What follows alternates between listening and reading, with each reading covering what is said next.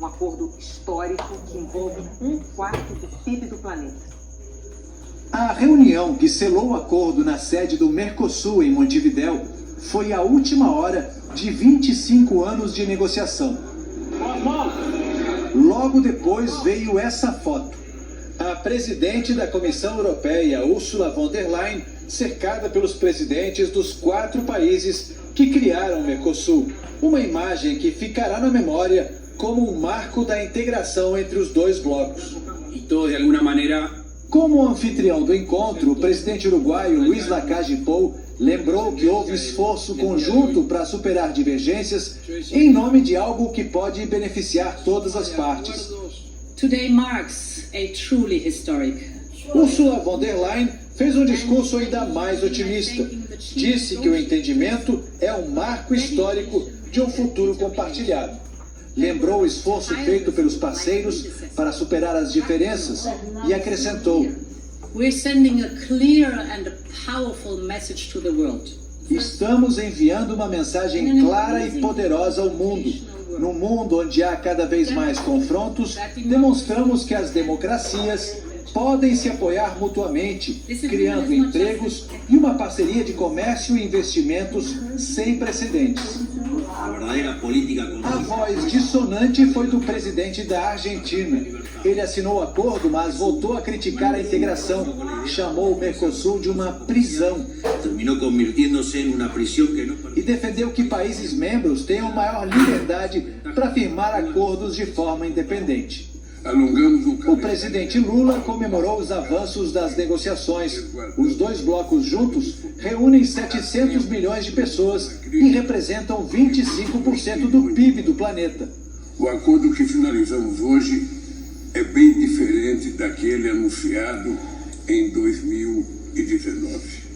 As condições que herdamos eram inaceitáveis. Foi preciso incorporar ao acordo tema de relevância para o Mercosul. Estamos assegurando novos mercados para nossas exportações e fortalecendo os fluxos de investimento. Lula destacou pontos do acordo que, segundo ele, vão beneficiar o Brasil. Ficou estabelecido que nas compras governamentais a preferência será de produtos nacionais e que em alguns setores, como a saúde, os fornecedores terão que ser brasileiros. A indústria automotiva terá uma redução tarifária mais lenta do que previsto inicialmente, de forma a proteger a indústria nacional. E os produtos agrícolas do Mercosul terão cotas para ingressar no mercado europeu sem pagar qualquer tarifa. Para carnes bovina, suína e de frango, por exemplo, essa cota é de 300 mil toneladas. O Mercosul No discurso, ele ressaltou a qualidade dos produtos nacionais. Nossa pujança agrícola e pecuária nos torna garante da segurança alimentar de vários países do mundo, atendendo a rigorosos padrões sanitários e ambientais. Não aceitaremos que tentem difamar a reconhecida qualidade e segurança dos nossos produtos. Hoje, a União Europeia já é o segundo maior mercado importador de produtos do agronegócio brasileiro, atrás só da China. O acordo vai estimular ainda mais o comércio entre os dois blocos, mas a União Europeia continua podendo barrar a entrada de produtos que não se enquadrarem nos padrões de segurança alimentar e de saúde animal. Além do comércio, o acordo prevê cooperação política e ambiental. Os dois blocos se comprometeram a cumprir o Acordo de Paris, reduzindo a emissão de gases do efeito estufa e combatendo o desmatamento, além da harmonização de normas sanitárias e fitossanitárias, com garantias no rigor no controle de doenças e pragas.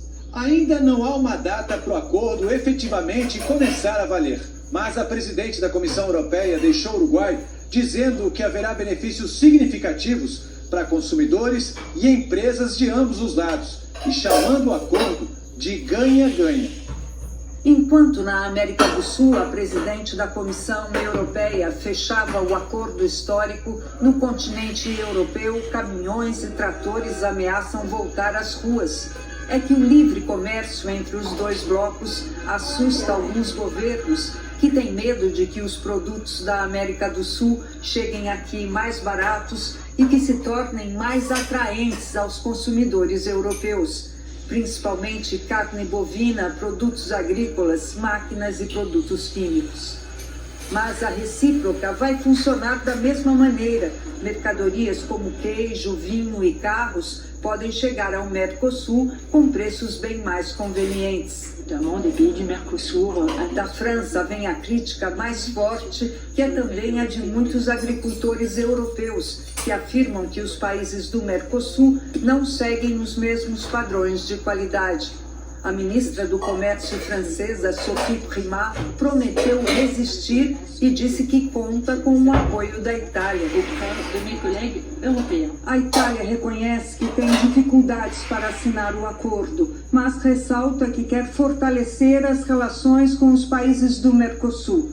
Se o governo italiano for compensado economicamente, principalmente no setor agrícola, pode mudar de opinião. A Alemanha, país que é o maior produtor de carros na Europa, comemora. O primeiro-ministro Olaf Scholz diz que o acordo criará um mercado livre para mais de 700 milhões de pessoas, com mais crescimento e competitividade. Pedro Sánchez, primeiro-ministro da Espanha, segunda maior produtora de veículos da Europa, declarou que trabalhará para garantir a aprovação. A abertura comercial com nossos amigos latino-americanos nos tornará a todos mais prósperos e fortes, disse Sánchez. A aprovação de um acordo como este não precisa ser unânime. São necessários os votos de 15 dos 27 países da União Europeia, que representem 65% da população, e depois passaria por maioria simples no Parlamento Europeu. Existe ainda uma estratégia da Comissão Europeia que pode desmembrar o acordo para que seja votado por partes, para facilitar a aprovação. O presidente do Conselho Europeu, Antônio Costa, disse que é uma conquista muito importante. O comércio é bom para a Europa, é bom para o mercado e os empregos, é bom para o nosso lugar no mundo, é bom para os nossos cidadãos. Em um mundo de intensas disputas comerciais entre China e Estados Unidos, o acordo abre espaço para países da América do Sul e nações da Europa. A vantagem pode ficar com o agro, em um cenário em que a União Europeia já é o nosso segundo maior mercado importador desses produtos. Com o acordo, 82% das importações agrícolas do Mercosul não vão ser mais taxadas. Os produtores rurais acham que o acordo ficou equilibrado para os dois blocos. As frutas brasileiras têm na União Europeia o seu principal mercado e a gente está zerando a tarifa de importação em várias dessas frutas e isso é muito positivo. Café solúvel, por exemplo. A União Europeia é o principal destino das exportações de café brasileiras, mas a gente manda café em grãos. Pelo acordo, depois de um tempo, essa tarifa de 9% hoje do café solúvel, ela vai ser zerada.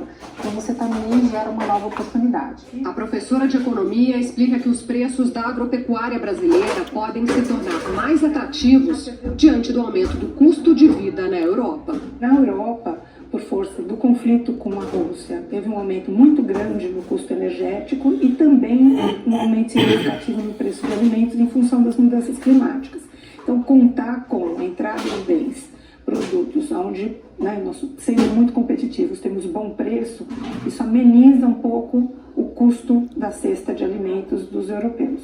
Mas abrir as fronteiras também pode fazer com que o bloco sul-americano sinta o peso da concorrência de produtos industrializados vindos da Europa, pressionando a indústria nacional.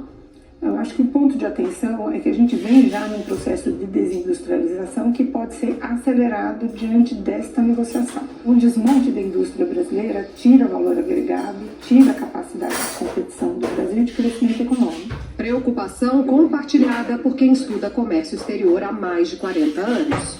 O setor industrial, na realidade, ele está muito carente de competitividade, né? Nós não temos tecnologia própria, nós utilizamos tecnologia já em segunda, terceira geração, isso não nos dá muita competitividade para o mercado externo.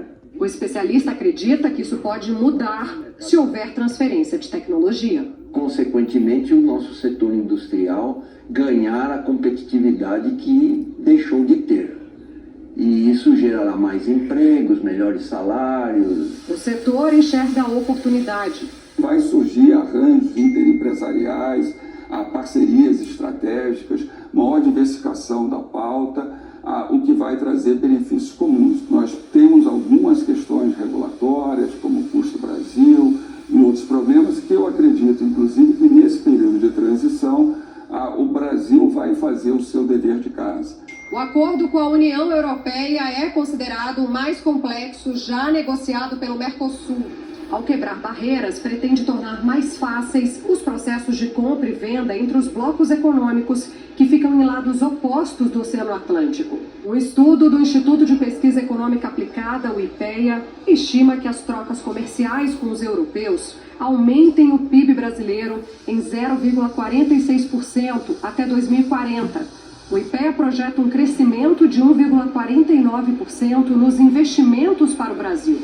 A Europa cuidou também de fazer isso em fases para poder ter impactos menores e suavizados sobre a estrutura produtiva dela.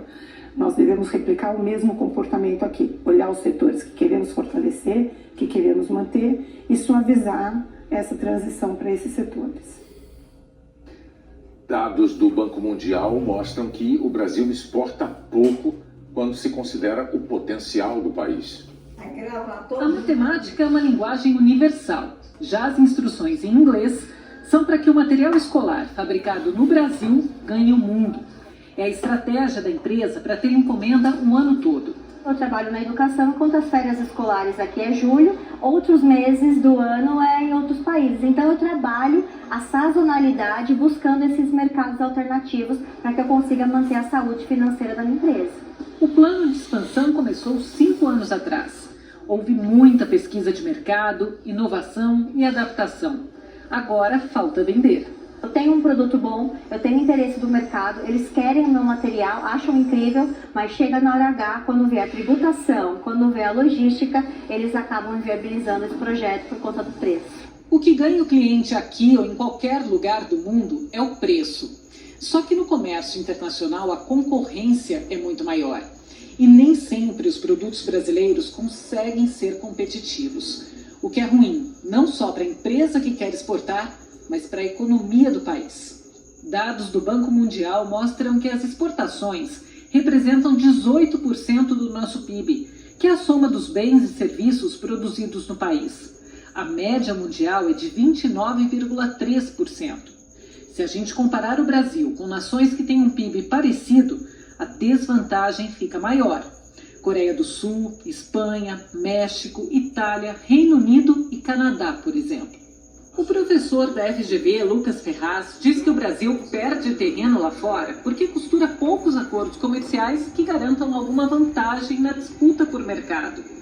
Produtos brasileiros ainda acabam sofrendo com as chamadas barreiras não tarifárias impostas por outros países, como subsídios dados a produtores locais em prejuízo dos estrangeiros. Além disso, tem os custos altos para produzir aqui dentro, que incluem impostos, burocracia e falta de infraestrutura para escoar as mercadorias. O chamado Custo Brasil, né, também faz parte, né, dessa conta, digamos assim, da baixa inserção. É claro que se o Brasil tivesse uma melhor infraestrutura, por exemplo, nós provavelmente teríamos produtos mais competitivos, né? Então, no final das contas, né, se a gente somar poucos acordos comerciais, se a gente também considerar as barreiras não tarifárias, você tem aí uma boa explicação, se não total, mas bastante, digamos, importante para explicar, né, o nosso nível de baixa inserção internacional. Dessa clientela não dá para abrir mão. O comércio internacional, no final das contas, que tipo de contribuição ele traz para o crescimento econômico? Fundamentalmente, ele aumenta a nossa produtividade. E a produtividade é o principal fator, é a principal alavanca de crescimento econômico de longo prazo. A partir de abril do ano que vem, os estados e o Distrito Federal vão aumentar de 17% para 20% o ICMS das compras internacionais.